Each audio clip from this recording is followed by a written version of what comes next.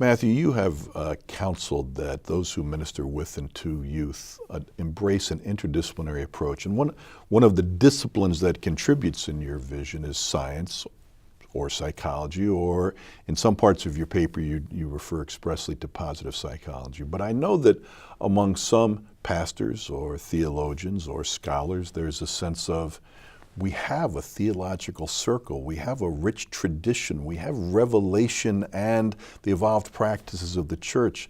Why would we need to or want to advert to positive psychology as part of our Christian practice and communion? Sure. So I think there's two ways of looking at the insights that psychology can tell us. The first is that science is interested in looking at what is the nature of reality. And as Christians, we believe that God is the ground of all of this. And so I think good science should necessarily reveal the logos behind all of creation. And certainly, when we think about some of the greatest scientists like Newton, their act of science was a profound act of worship and of seeking after and indeed being rewarded with perceiving God. And so I think when we look at these insights coming from fields like positive psychology, and they're telling us that personal relationships with God, religious communities are very important for human beings, we shouldn't be surprised. And indeed, we should take these facts as just further evidence, kind of in an apologetic, pointing our way towards God and the truth of God. And I think that it's really important that instead of staying out of these debates, there are Christians who are looking at these things and saying, okay, here's the research that's coming out, and here's how it fits into the Christian picture. Or if it doesn't fit into the Christian picture, here's why. Maybe here's what's wrong with the theoretical framework that you're working within. Here's maybe why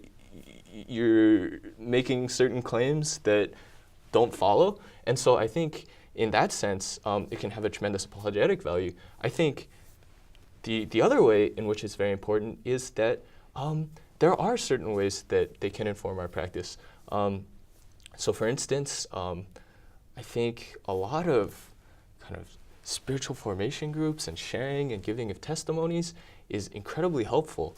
But I think oftentimes it just becomes kind of a way to relive events in a safe space. And certainly we find from a lot of work done by, for instance, Walter Mischel, and this is where the whole school of cognitive behavioral therapy comes from, that really just reliving events doesn't help you kind of heal. And so what's really important is that we can look at what things like positive psychology and cognitive behavioral therapy are telling us about how you can better process through and help other people process through traumatic experiences and difficulties. And I think this is really honors God. You look at the psalmists, and they start off often raging against God, but it always ends with, and yet I will remain faithful, I will reflect on your faithfulness. And this is the kind of insights that we need to be bringing into into our sharing and giving of testimonies, is not encouraging just staying within how hurt somebody feels, right? But also kind of taking a more distance view and thinking about, how can I be seeking God in this? How could God be working through this? How are other people feeling about this? And again, this is a tradition that I would argue we see in the Psalms, and it's just kind of clear guidelines for good, concrete methodological steps come out of this research that we can adapt.